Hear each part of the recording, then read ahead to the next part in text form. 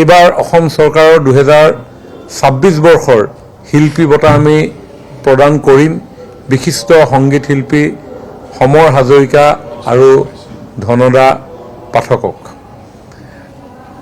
আমি অতিশয় দুখিত যে কেইটামান দিনৰ পূৰ্বে আমাৰ আটাইৰে শ্ৰদ্ধাৰ শিল্পী সমৰ হাজৰিকাদেৱে ইহ সংসাৰ এৰি পৰলোকলৈ গমন কৰিছে। আমি তেখেতক সোঁহৰিৰে এই বঁটা আমি দিব নোৱাৰিলোঁ, কিন্তু তেখেত জীৱিত অৱস্থাতেই তেখেতৰ নাম নিৰ্বাচক সমিতিয়ে মনোনীত কৰিছিল। গতিকে এই বছৰ আমি অসম চৰকাৰৰ 26 বৰ্ষৰ শিল্পী বঁটা শিল্পী সমৰ হাজৰিকা আৰু ধনদা পাঠকলৈ আগবঢ়াম। কৃষ্ণকান্ত সন্দিকৈ স্মাৰক বঁটা ৰাষ্ট্ৰীয় পৰ্যায়ৰ এই বঁটাটি এইবাৰ সাহিত্যিক শ্ৰী মনেশ্বৰ দেউৰী ডাঙৰীয়াক আমি আগবঢ়াম। এই বঁটাটি 25 বৰ্ষৰ কৃষ্ণকান্ত সন্দিকৈ স্মাৰক বঁটা। 2025 বৰ্ষৰ আন এটা ৰাষ্ট্ৰীয় বঁটা গোপীনাথ বৰদলৈ ৰাষ্ট্ৰীয় সংহতি বঁটা এইবাৰ আগবঢ়োৱা হ'ব বিশিষ্ট শিক্ষাবিদ ডক্টৰ অমলেন্দু চক্ৰৱৰ্তী ডাঙৰীয়াক।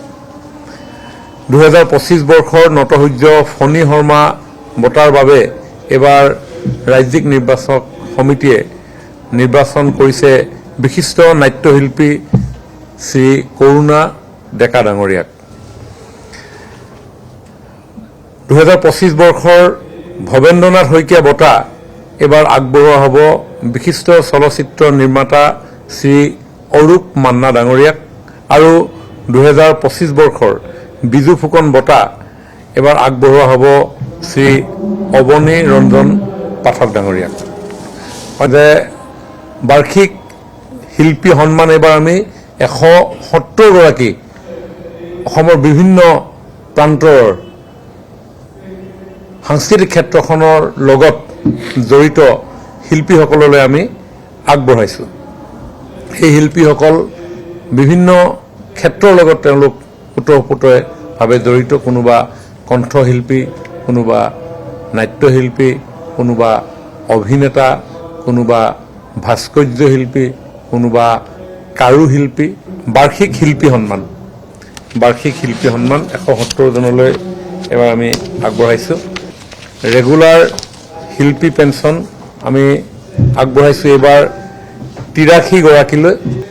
আৰু এই ৰেগুলাৰ শিল্পী সন্মান যি হয় তিনিজন ডিফাৰেণ্টলি এবল অন্য ধৰণে সক্ষম 3জন শিল্পী আমি এই ৰেগুলাৰ পেঞ্চন আমি আগবঢ়াইছোঁ। আৰু সমান্তৰালভাৱে 3জন ডিফাৰেণ্টলি এবল অন্য ধৰণে সক্ষম শিল্পীকো আমি বাৰ্ষিক শিল্পী সন্মান আমি আগবঢ়াইছোঁ।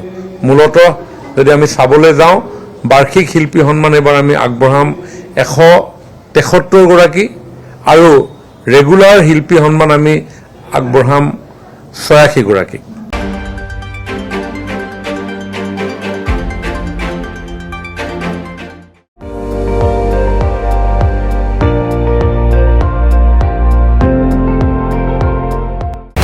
আপুনি চাই আছে ND24 সৰ্বশ্ৰেষ্ঠ নহয় সৰ্বোত্তমৰ দৌৰত।